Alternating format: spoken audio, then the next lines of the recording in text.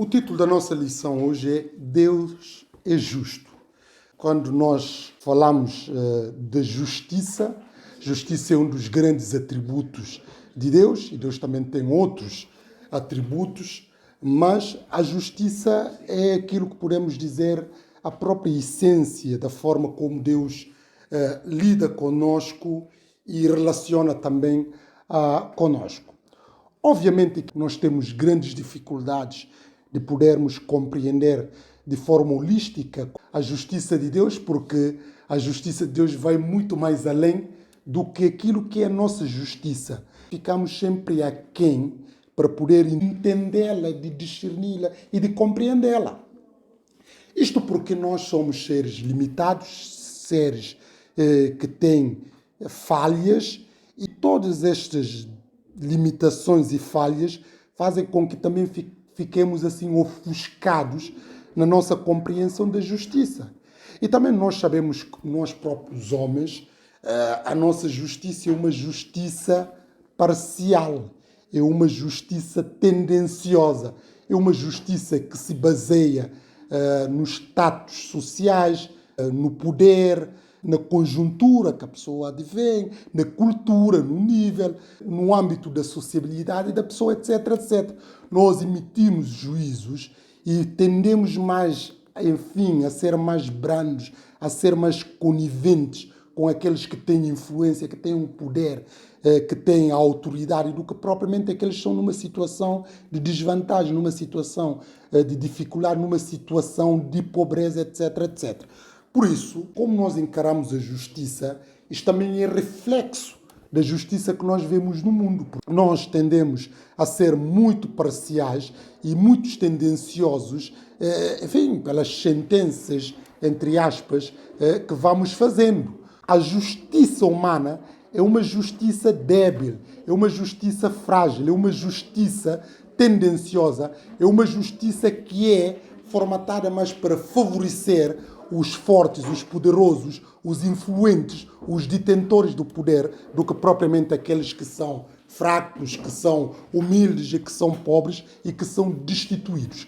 Quando nós falamos de justiça, há várias compreensões, porque isso também envolve muitas sensibilidades em torno disso. Mas nós sabemos que a justiça objetiva não há volta a dar em relação a isso.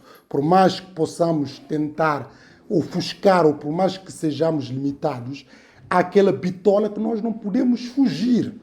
Mas nós sabemos também que, a par desse conceito da justiça objetiva, também há justiça que é uma justiça, enfim, subjetiva, que é particular.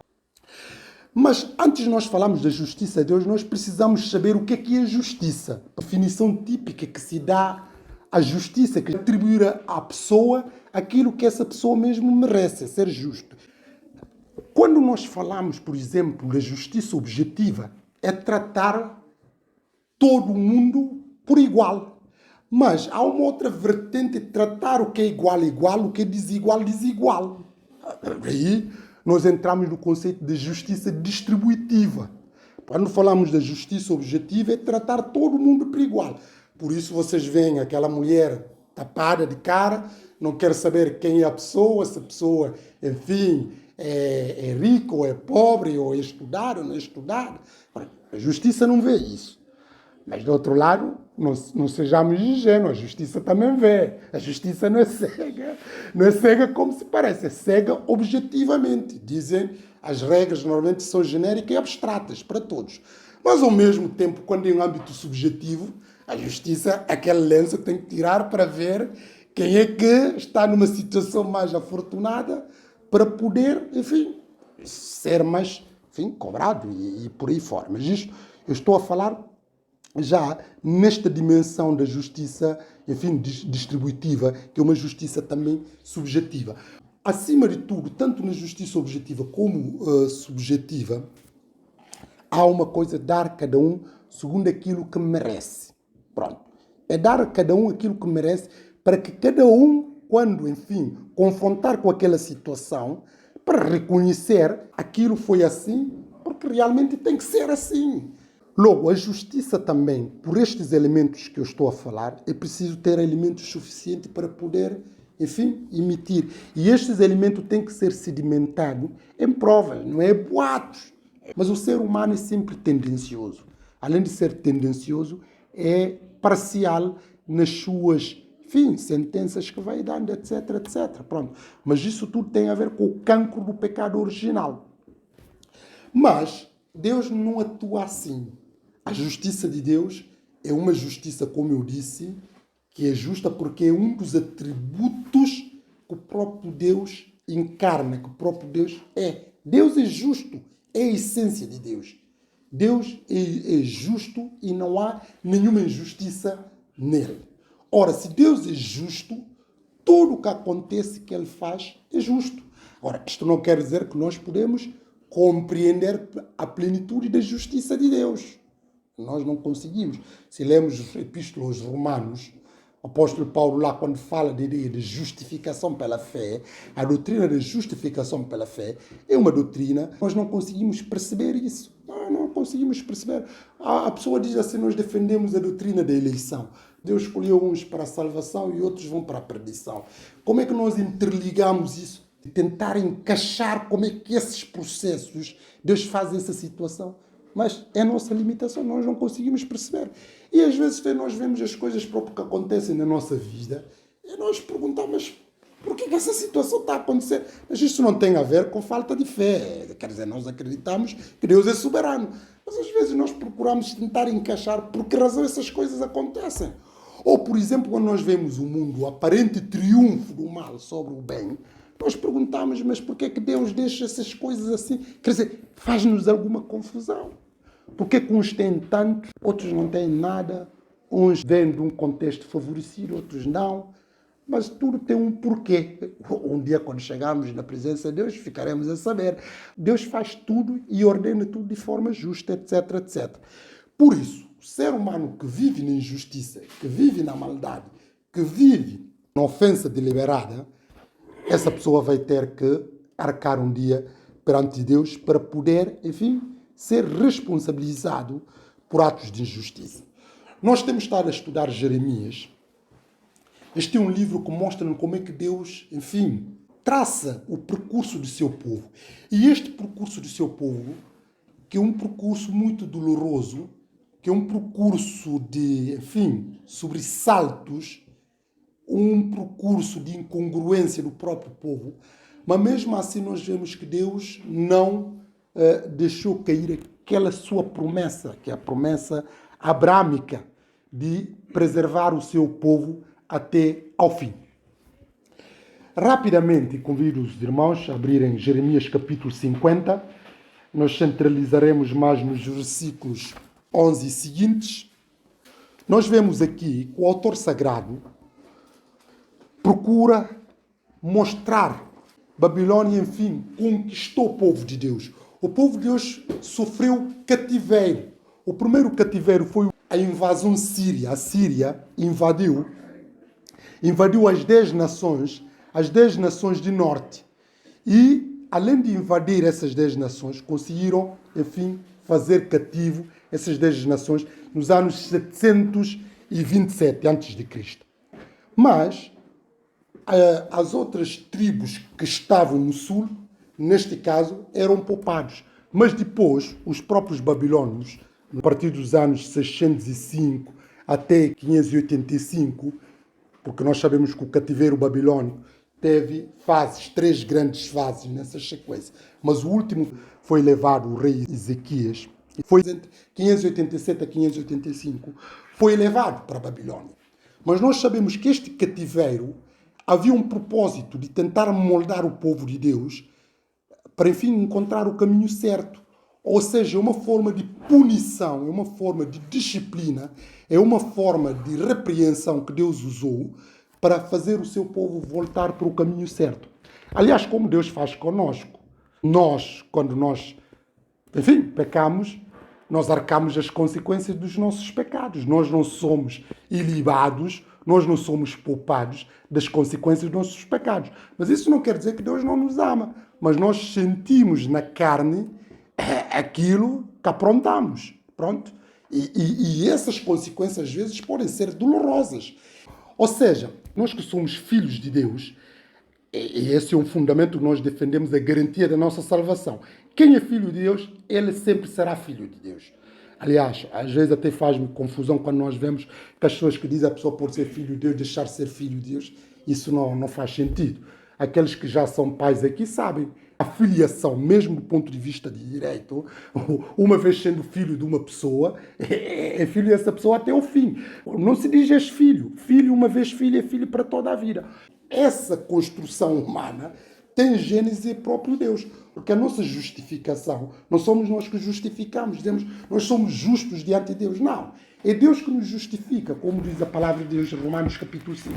Ora, se Deus nos justifica, quer dizer, Deus já não nos olha como pessoas pecadoras. Apesar de nós continuarmos a pecar, mas nós somos santos de Deus.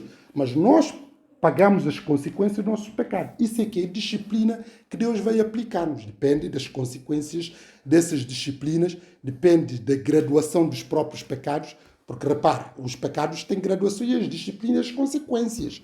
E à medida que vamos fazendo isso, nós vamos também arcar as consequências. Mas como nós vemos aqui, houve uma situação de pecado e esta situação de pecado trouxe situações de dissabores para com o povo, porque o povo foi, enfim, retirado da sua terra. Mas mesmo assim nós vemos que Deus continua a firmar o pacto com eles. Eles nunca deixaram de ser filhos de Deus, nunca deixaram de ser o povo de Deus, apesar dos seus desvios, etc. Por isso nós vemos aqui no versículo 11, capítulo 50 de Jeremias, capítulo 11, diz assim: habitantes da Babilônia, vocês saquearam a minha nação e estão orgulhosos e satisfeitos com isso. Ficaram inchados como uma bezerra gorda e portaram-se como cavalos que relincham. Ou seja, Babilônia que era o mentor desta situação. É claro que Deus usou a Babilônia, vamos dizer assim, que não partiu de livre, espontânea vontade de conquistar o povo de Deus. Eles, para terem essa predisposição, foi um ato próprio que Deus, enfim, criou. Mas o facto de Deus criar essa situação não quer dizer que se legitima que vamos dizer que aquela situação é correta. É às vezes que as pessoas tentam discutir, por exemplo, Deus usa a situação às vezes do mal para cumprir o seu propósito. Mas o mal sempre é repreensível, é sempre censurado. Não interessa. O caso mais notório é o que Judas fez com Jesus. O facto de Jesus ser marcado para morrer, o comportamento de Judas é um comportamento censurado e Judas tinha que, enfim, arcar com as consequências dos seus atos. Não lhe libou de dizermos assim, uau, teve bem porque colaborou no processo do Senhor Jesus Cristo. Não. O mal sempre, independentemente de que forma, o mal sempre é censurado. Agora, nós podemos ter essas dificuldades de compreender como é que Deus usa essas questões. Nós sabemos que usa e por que razão, como é que isso se interliga para nós percebermos de forma holística. Aí temos dificuldade, nós não podemos compreender a mente de Deus. Pronto. Embora há pessoas que dizem que temos mente de Deus partindo de um versículo do apóstolo Paulo em Coríntios, quem tem a mente do Senhor para instruir, nós, porém, temos a mente de Cristo. Quer dizer, nós, porém, temos a mente de Cristo. Uns dizem, é todos os crentes, outros dizem, só aqueles que eram os apóstolos, que eram, enfim, que escreveram, foram revelados. Mas esse aqui não é por acaso. Eu admito, podemos ter a mente de Cristo. Mas para nós termos mente de Cristo, nós temos de estar plenamente cheios do Espírito Santo. Ora, nós sabemos que essa situação de estar plenamente cheio do Espírito Santo leva-nos a não pecar, nós não podemos pecar. Mas isso é uma situação que normalmente nós vemos alguns autores sagrados tiveram essa questão de estarem plenamente do Espírito Santo. Mas parece uma situação momentânea, circunstancial, que não leva muito tempo. Porque se nós conseguimos ter a mente de Cristo, é porque nós não conseguimos pecar. Quem tem a mente de Cristo, ele é guiado plenamente pelo Espírito Santo, não pode pecar, não pode mentir, e muito menos ver pecados em ocultos ou outros tipos de pecado. Não, mas nós somos seres pecaminosos, razão pela qual nós não temos a mente de Cristo, porque nós não estamos sempre cheios do Espírito Santo. Mas atenção, isto não quer dizer que não tenhamos o Espírito Santo. Temos o Espírito Santo e não sai de nós. Agora, uma coisa é ter o Espírito Santo, outra coisa é bem diferente, é estarmos cheios do Espírito Santo. Porque essa ideia de estar cheios do Espírito Santo é uma possessão completa de nós, de sermos dominados por completo pelo Espírito Santo de Deus. E aqui já não somos nós que estamos a pensar, é o Espírito que está a pensar em nós. Quando o apóstolo Pedro revelou aquilo que Jesus disse, não és tu que falaste, é o meu Pai que te revelou. Era o Espírito Santo de Deus que estava a falar no Pedro. E nós vemos, a partir desse momento que ele estava cheio, ele deixou de estar, ele logo acabou por ser instrumento do diabo, para enfim criar tropeço no caminho. Jesus disse, para trás de mim, Satanás, que me serve de escândalo. Pronto, mas nós vemos aqui esses atos da Babilônia, apesar de Deus, enfim, fazer com que os babilônios tivessem essa predisposição de poder invadir o povo de Deus, eles não eram ilibados por essa situação. Por isso aqui, essa ânsia, esse desejo de praticar o mal é que estava a ser censurado. Fala aqui da analogia de Bezerra agora, e portaram-se como cavalos que relincham, porém, no versículo 12, a vossa terra natal será humilhada e desgraçada.